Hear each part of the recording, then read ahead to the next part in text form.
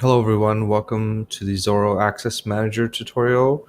We're going to cover in this guide how to control which users have access to what modules in the system, and in addition to that, how to update the roles and the user privileges. So let's go to this module by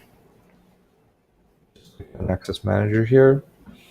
And you can see I can control the users and what access they have. So for example, I want to see the users and I want to see which users have access to what. So accounting, this is the accounting role and which users are under accounting.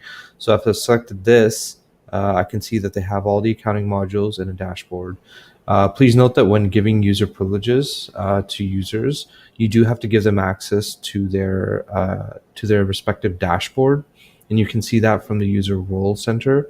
That way, they can, when they log in, they'll have access to their dashboard.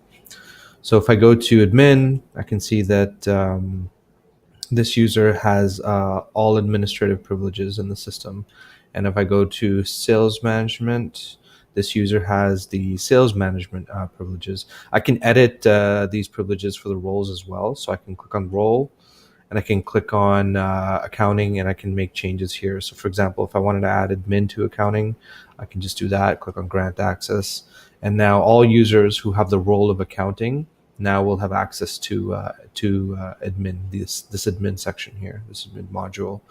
I can do the same with the administrator as well. If I want to remove access, I can just click on there, click grant access, and now the role of administrator doesn't have accounting.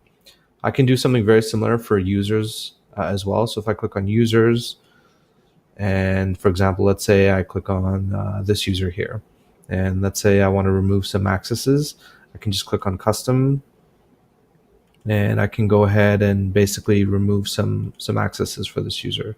So I can give users custom access as well. This is one way if some users don't fall within a certain role, you can change module privileges as well. And you can see so that some of these privileges get quite detailed. So if I click open sale, I can change everything within an estimate. I can control the cancel and create and even voiding of estimates and sales orders.